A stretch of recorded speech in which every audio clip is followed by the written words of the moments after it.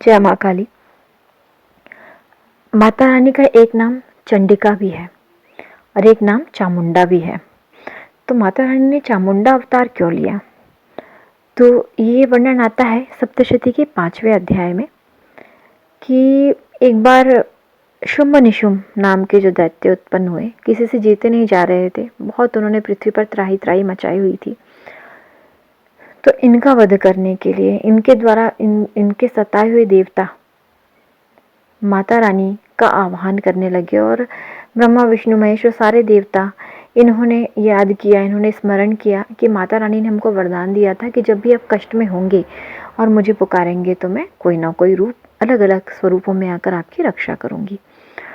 तो इस तरह सभी देवी देवता जो वो गए गंगा जी के तट पर, हिमालय के पास गए और वो देवी की स्तुति करने लगे। देवी की स्तुति अलग अलग मंत्रों के द्वारा करने लगे, अलग अलग श्लोकों के द्वारा करने लगे।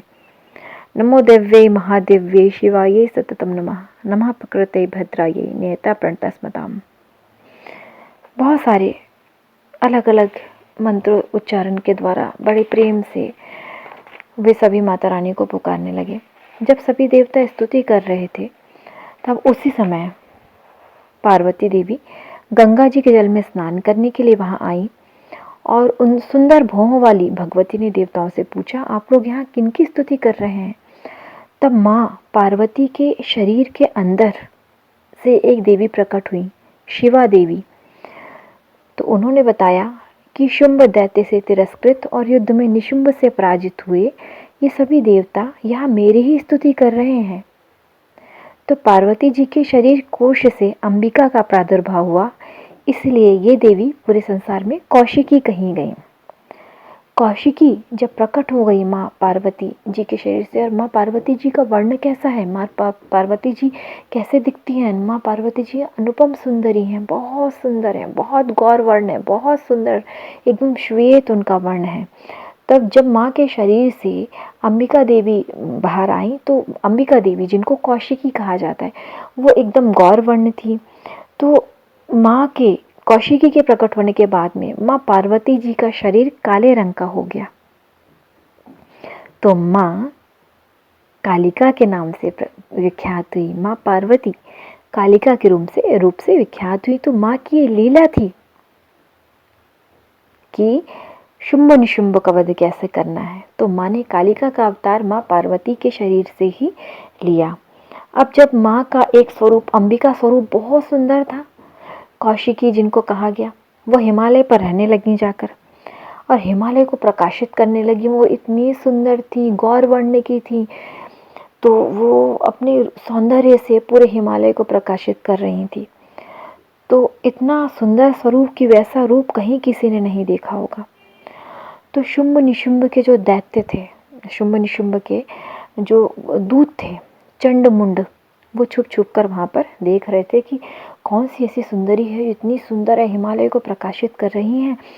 तो उन्होंने शुंभ निशुंभ को जाकर बताया, चंड मुंड ने, कि स्वामी बड़ी सुंदर एक स्त्री है, हिमालय पर विराजमान है, तो आप उनसे विवाह कर लीजिए। तो शुंभ निशुंभ ने चंड मुंड दैत्यों को दूत बनाकर माँ के पास भेजा और वो जाकर बोलने लगे चंड मुंड वहाँ पर कि हमको दैत्यों के राजा शुंभ निशुंभ ने भेजा है और हमारे जो शुंभ निशुंभ जो हमारे राजा हैं, उन्होंने तो सारे देवताओं को पराजित कर दिया है, तो तुम अब यहाँ रहकर क्या करोगी? तुम हमारे जो राजा हैं शुंभ निशुंभ, उनसे विवाह कर लो। तो माता रानी की तो लीला थी। तो माता रानी बोली कि मैंने एक प्रण कर लिया है कि जो मुझे युद्ध में मारेगा, जो मुझे युद्ध में जीत लेगा, माँ को तो मार ही नहीं सकता कोई भी, लेकिन माँ की लीला सुनिए कि जो मुझे युद्ध में जीत लेगा, जो मुझे पराजित कर देगा, वही मेरा स्वामी होगा। तो चंड मुंड बोले कि देवी तुम तो बड़ी युद्ध में, तुम युद्ध में जीतोगी, शुंभ निशुंभ को जिन्होंने सारे देवताओं को जीत लिया, तो तुम तो बड़ी घमंड में भरी हो, तुम तो बड़ी अहंकारी हो। तो वो बोली, देवी माँ बोली कि मैंने तो प्रण कर लिया, अब एक काम करो, तुम उनको भेजो। तो जब चंड मुंड वहाँ गए और उन्होंने शुंभ निशुंभ को जाकर बताया कि वो देवी जो हैं, देवी अंबिका वो तो बड़ी घमंडी है, तो वो तो ऐसा ऐसा बोल रही हैं कि आप जाएं और उनको युद्ध में जीतेंगे तो ही वो आप उनसे विवाह कर पाएंगे। तो शुंभ निशुंभ जो है वो बड़े क्रोधित हुए और क्रोध में भरकर बोलने लगे कि उन्होंने अपनी पूरी सेना को भेज दिया माता से युद्ध करने के लिए। तो सबसे पहले उन्होंने भेजा धूम्रलोचन को।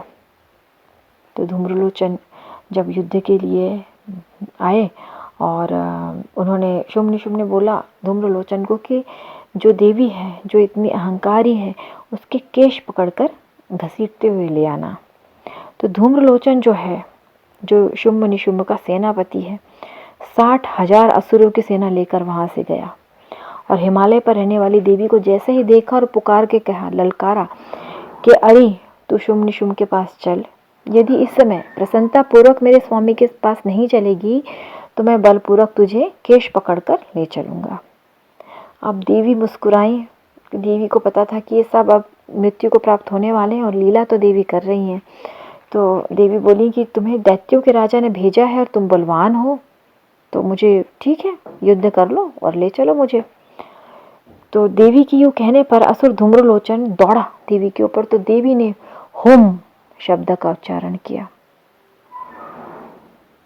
और जैसे ही देवी ने हुम शब्द का उच्चारण किया, वहां से एक आग का बहुत तेज गोला जो है, आग की लपट निकली और धूम्रलोचन का नाश हो गया। इसके बाद में जैसे धूम्रलोचन का वध हुआ तो 60,000 जो सेना जो भेजा था संख्या में, धूम्रलोचन साथ लेकर आया था, वो सब अंबिका देवी के ऊपर दौड़ गए युद्ध करने के लिए। तो देवी ने अपने अस्त्र शस्त्र जो हैं, किसी के ऊपर फरसा, किसी के ऊपर तीर छोड़े और सभी का नाश हो गया। देवी का सिंह भी झपटकर सारे असुरों का नाश करने लगा। किसी की भुजाएं काट डालता था, किसी के पेट फाड़ डालता था। तो जब शुंभ ने सुना कि धूम्रलोचन असुर को भी देवी ने मार डाला है, तब उसने चंडमुंड को भेजा कि चंडमुंड अब तुम जाओ और उस देवी की केश पकड़कर ले आओ। तो चंडमुंड जब गए तब शुंभ निशुंभ की आज्ञा पाई उन्होंने कि जैसे आपकी इच्छा हम जा रहे हैं। तो उन्होंने चतुरंगिणी सेना, मतलब बाकी सेना तो मर गई थी जो धूम्रलोचन के साथ आई थी, अब और सेना भेजा। चंडमुंड साथ लेके गए सेना को। तो उन्होंने सिंह पर बैठी हुई देवी को देखा और देवी मुस्कुरा रही थी कि अब ये भी आ गए मरने के लिए। तो वो सभी लोग, किसी ने तलवार निकाली, कोई धनुष बाण लेके आ गया। तो माँ ने फिर से इनके ऊपर क्रोध किया, बहुत जोर से क्रोध किया अंबिका ने।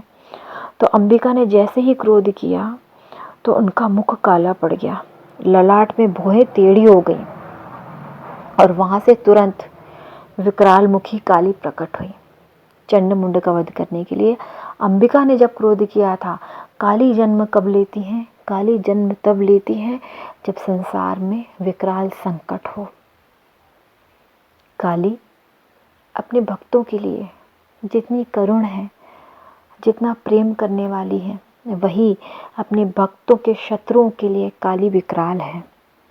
तो अंबिका देवी को जब क्रोध आया तो उनके मुख से काली प्रकट हुई, जो तलवार और पाश लिए हुए थी और खटवांग धारण किए हुए थी, चीते के चर्म की साड़ी पहनी हुई थी उन्होंने, नरमुंडों की माला से विभूषित थी।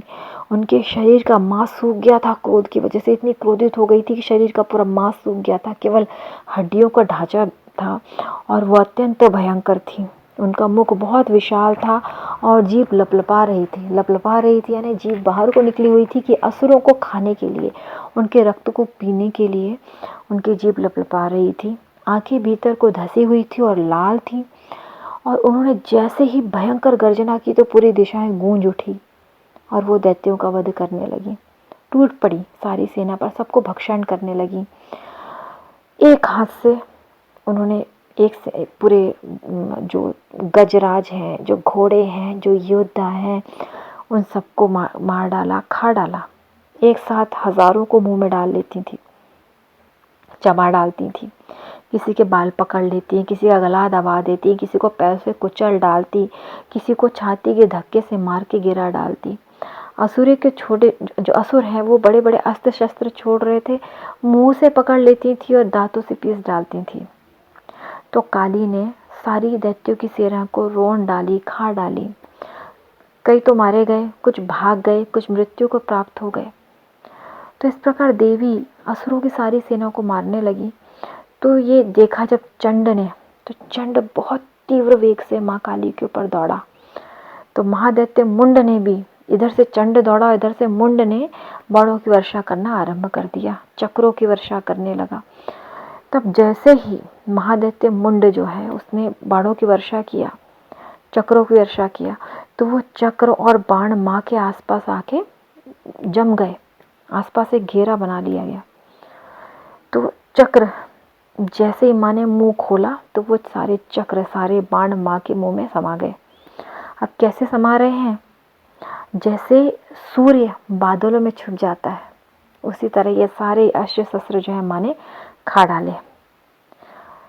तो माँ ने बहुत क्रोध में आके बहुत जोर से अट्टहास किया, बहुत जोर से माँ ने हंसा। ये माँ जब हंसती हैं, क्रोध में हंस रही हैं माँ। क्रोध में क्यों हंस रही हैं? अभी भी माँ के हाथ में जो घंटा है, तो घंटा कभी एक वैज्ञानिक रीज़न क्या है, जब हम मंदिर जाते हैं, जब हम घंटा नाद करते हैं, तो घंटा नाद करने से कई कोसों दूर तक के वायरस और निगेटिव शक्तियाँ समाप्त हो जाती है, इसलिए घंटा नाद किया जाता है। तो माँ घंटा नाद भी कर रही हैं, माँ उच्चारण, माँ हंस रही हैं, जोर से विकराल रूप में हंस रही हैं। तो देवी ने बहुत बड़ी तलवार हाथ में ली और हम शब्द का उच्चारण किया, और जैसे ही माँ ने हम का उच्चारण किया और उन्होंने चंड के केश पकड़े और उस तलवार से उनका मस्तक काट डाला। जब चंड मारा गया तो मुंड भी देवी के ऊपर दौड़ा। तो माँ ने मुंड को भी मार डाला। तो जो महापराक्रमी थे चंड और मुंड, उनको मारा गया। देखा कि जब ये सेनापति मारे गए तो बाकी सेना जो है वो भाग गई। तो माँ चंडिका, माँ काली जिन्होंने अवतार लिया था माँ अंबिका के अंदर से क्रोध में भरने के कारण, तो माँ चंडिका, माँ काली, माँ अंबिका के पास गई और उन्होंने कहा कि माँ देखिए, मैंने चंड मुंड को मार डाला और ये महापशु थे, तो इन महापशुओं को उनका जो सर है मैं तुमको भेंट कर रही हूँ। अब शुंभ निशुंभ का वध आप स्वयं करिएगा। तो ऋषि कहते हैं कि वहाँ लाए हुए उन चंड मुंड नामक महादैत्यों को देखकर कल्याणमयी चंडी ने काली से मधुर वाणी में कहा, देवी तुम चंड और मुंड को लेकर मेरे पास आई हो, इसीलिए संसार में चामुंडा के नाम से तुम्हारी ख्याति होगी। माँ अंबिका के शरीर से क्रोध में भरने के कारण माँ जब क्रोधित हुई हैं, तो माँ अंबिका के शरीर से चंडिका निकली है। चंडिका ने अवतार लिया है चामुंडा का, चंड मुंड का वध करने के लिए। तो यह महाकाली का एक स्वरूप। जय माँ काली।